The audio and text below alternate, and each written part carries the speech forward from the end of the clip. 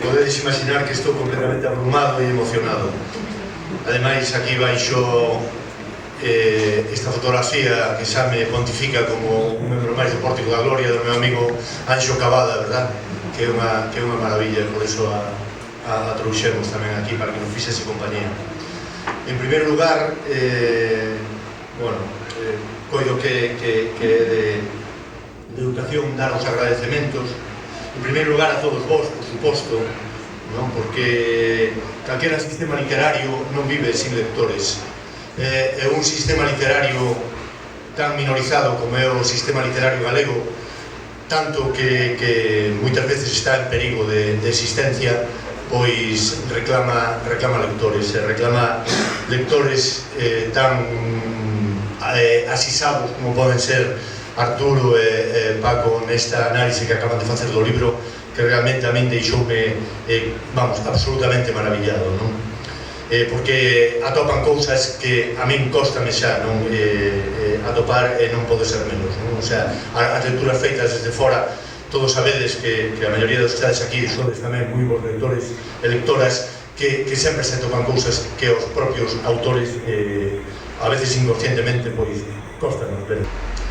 Ao Concello de Bueu, nas persoas de Carlos, o Concello de Cultura que anda por aí, e tamén de Xavier Framil, o técnico de Cultura, que nos, cas súas atencións e agaremos, realmente ennoblecen o que nós facemos. É unha maravilla traballar con xente como eles.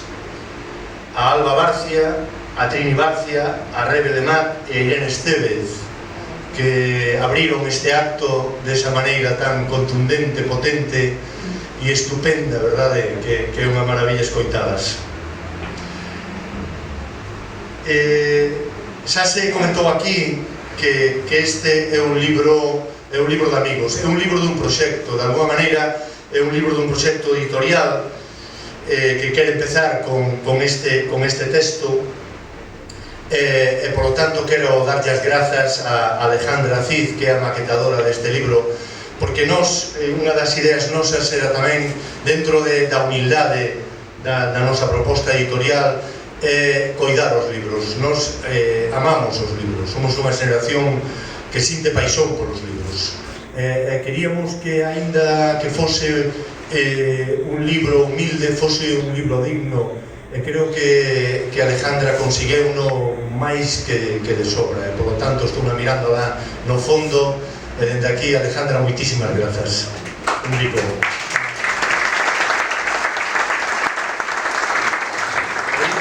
libro está dedicado a Alejandra e está dedicado a dous amigos, eu case diría que imposibles de tan amigos que son Antón Sobral e Chiqui Cobas, porque xa vos lo digo, este en grande parte é un libro de vivencias, e moitas destas vivencias son vivencias con eles, vivencias fundamentalmente, como creo que foi Paco que o comentou, non sei se Paco Arturo, que a viaxe transmite, o sea, está en todo o libro, non? A viaxe é unha metáfora indoblemente da vida, e eu viaxei moito con Antón e con Chiqui, e moitas destas viaxes foron recollidas en apuntamentos para que logo formasen parte dos relatos que a súa vez están neste libro como están en outras cousas que eu escribín. Por lo tanto, sería prácticamente imposible que este libro existese sin a presencia de Chiqui e de Antón.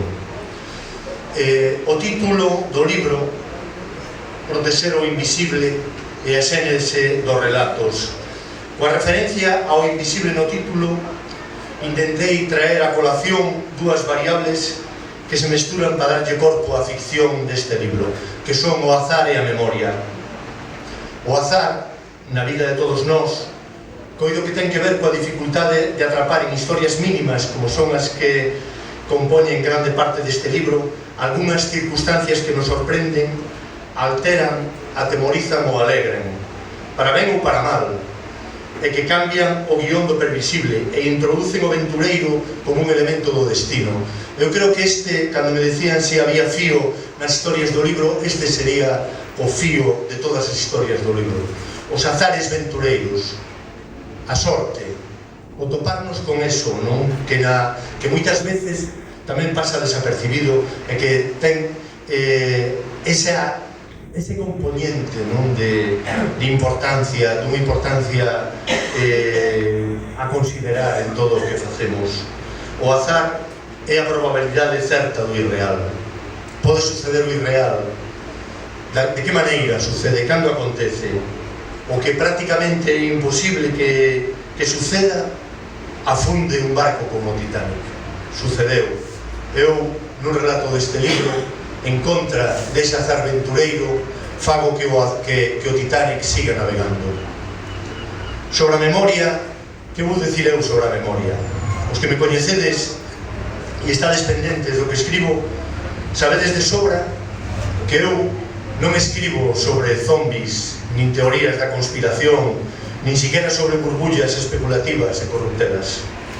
Manteño que só é literatura o que fala de nós, de cada un de nós, da nosa forma de ser máis personal e íntima, cas nosas contradicións, coas nosas paradoxas, acertos e desacertos. A memoria para min é fundamental, é un componente esencial, como moitos de vos sabedes e imaginades, e é esencial en todo o que sucede neste libro. Somos memoria e volvemos sempre sobre a memoria. No momento en que xa a memoria desaparece, volvémonos completamente invisibles. Moitos de vos que me coñecedes dende hai anos sabedes que un dos meus autores referenciais é Borges, e aparece neste libro. Para ele a memoria é un laberinto, e unha das representacións que Borges establece dese laberinto é unha biblioteca. Por iso este libro, ademais dun libro de amigos, tamén ten algo, comedidamente, e Paco fixo moita referencia a iso, de libro de escritores, nos que eu me recoñezo e cos que teño unha débeda, e de alguna maneira quero lles devolver o amor que sinto por eles, por suposto por Borges, do que xa falei, aínda que é unha temeridade intentar ser Borges, non puiden evitalo. Tamén hai unha rendida admiración por Julio Cortázar e por Ray Bradbury e por Torga, e me encantaría que alguén me dixese algunha vez que en algún destes relatos se percibe o alento de Onetti. Hai referencias no libro moi explícitas, mas non vou dicir cales, a estos autores, xa é cousa vosa. Paco aí citou uno, verdade? Vou non deixar como unha especie de xogo, de divertimento. Xa para rematar, moitos de vos, moitas amigas e amigos, preguntadesme que hai de bo neste libro. Bueno, sabedes que eu xa non vivo en Bueu, verdad? Dende hai anos. Mas que para min Bueu convirteuse nun espacio literario fundamental. Como non vai ser Bueu fundamental para min se foi onde aprendín a falar? E foi onde sentín as primeiras emocións. Quixera establecer 3 apuntamentos sobre isto. O primeiro é sobre a forza e a identidade de Bueu. Estes días que pusemos en marcha esta exposición que nos rodea aquí nesta sala, falamos muitísimo de Bueu. Falamos con moita xente, falamos da identidade de Bueu, e falamos sobre todo de como Bueu é ese recuncho que coidamos que no Morrazo sigue conservando a máis grande identidade do que foi o vello Morrazo, verdade? Eu teño aquí amigos de Marín, teño amigos de Moaña, teño amigos de Cangas que están aquí, mas non é que Marín xa se estea diluindo en Pontevedra ou que Cangas se estea diluindo en Vigo, e que Bueu quedase como ese último moicano do vello Morrazo onde se respira a esencia do Morrazo, mas sí que de alguma maneira o vivimos así, verdade? O segundo apuntamento fai referencia a ese proxecto expositivo do que vos falaba e que nos rodea, no que intentamos recoller esa enerxía de imán que Bueu exerce sobre nós como un invisible, o que permanece no sentido máis literal dese invisible, e como somos capaces de reflexionar sobre iso. Esa esas referencias que Arturo facía dese neno camiñando pola praia de Pescadoira, ese neno que subía a Pirulla de Libuleiro, ese neno que ia ás escolas, ás vellas escolas de Bueu, que xogaba cos nenos aquí na Alameda, aquí ao lado, que andábamos polos recheos, que botábamos liñas nos peiraos de Bueu.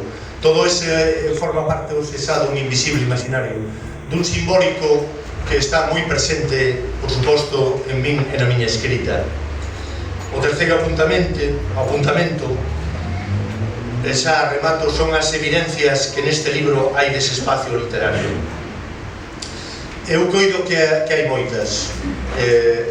Os que me precederon, os amigos que me precederon, falaron de algunhas delas.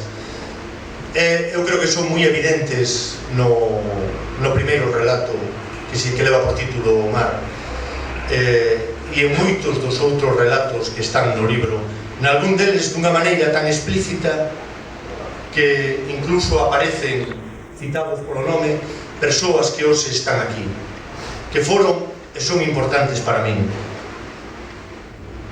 Antes de leervos un destos relatos, eu quixera recoñecer de maneira especial a intervención das persoas que estamos comigo na mesa, que son tamén moi importantes para min, porque manteñen vivo ese espírito de formar parte deste pobo que nos imanta e que nos transmite unha enerxía especial.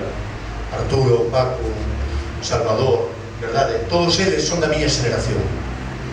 E para min iso é moi importante, porque forman parte dese elo de transmisión de todo o que eu, de alguma maneira, vivo como un actual, como un presente. Ainda que vimos dun pasado, estamos aquí, escribimos, facemos fotos, reflexionamos, falamos, e todo iso, de alguma maneira, continuamente estános realimentando, verdade?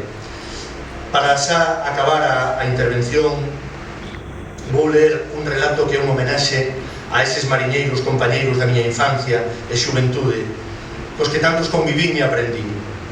Tamén é un relato en lembranza do meu pai, que de algún xeito sigue bogando e iscando raños neste relato.